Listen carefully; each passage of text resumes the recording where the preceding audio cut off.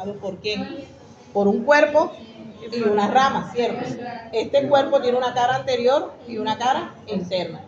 Tiene unas ramas que son estas que se conocen como las ramas ascendentes y ella tiene un borde superior, igual que aquí, y un borde inferior. Vamos a hablar de esta cara anterior, ¿de quién? Del cuerpo. Entonces tenemos que este hueso en el momento del nacimiento, a pesar de que en la etapa adulta es impar, en el momento del nacimiento estaba dividido en una arcada derecha y otra izquierda, y que se unió aquí a nivel de la línea media y formó la sínfisis mentoniana, que es esta sutura que hay aquí. Debajo de la sínfisis mentoniana tenemos esta eminencia o esta protuberancia que se llama eminencia mentoniana o protuberancia mentoniana.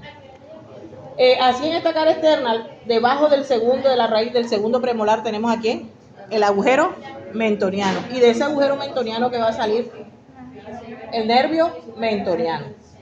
Listo. Tenemos hacia el borde superior del cuerpo, la mandíbula, tenemos aquí al reborde, el reborde alveolar o reborde dentario. Y dentro de ese reborde tenemos aquí a los alveolos dentarios que van a prestar inserción a las piezas dentarias.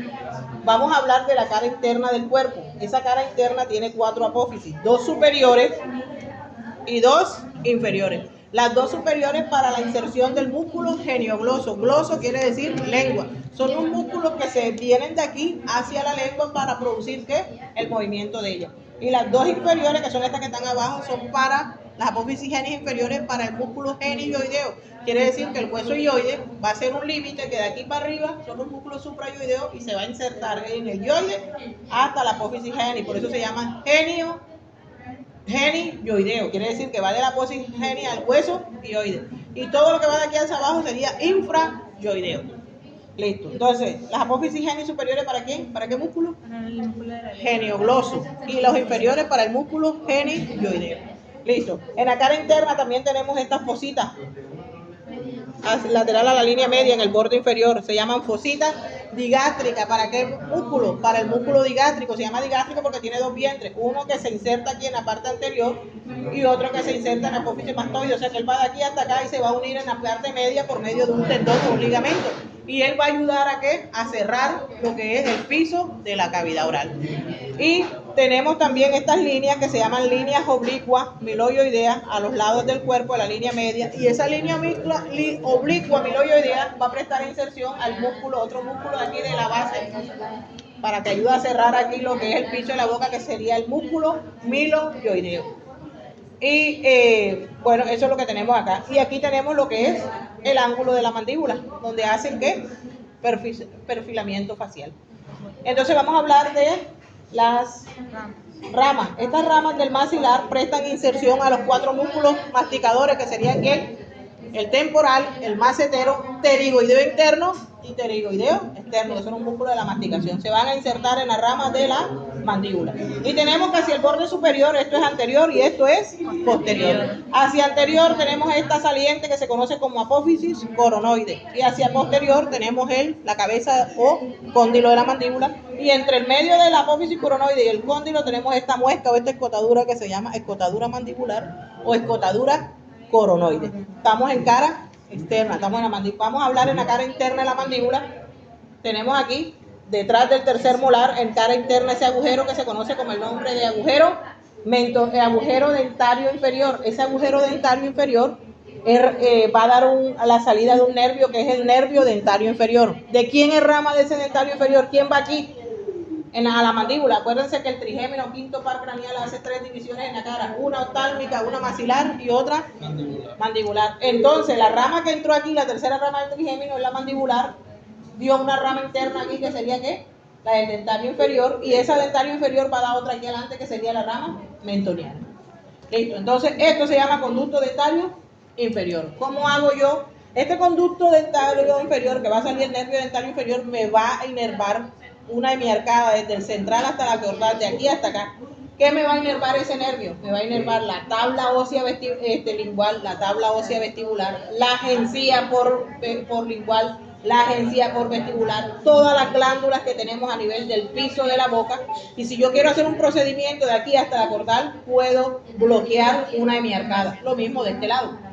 Por eso que aquí en maxilar inferior no se hacen anestesias infiltrativas porque el hueso es compacto, todas son tronculares, bloqueo aquí y bloqueo acá. Pero él te da unas ramas que son unas ramas linguales y unas ramas que van alveolares hacia los dientes. ¿Para qué?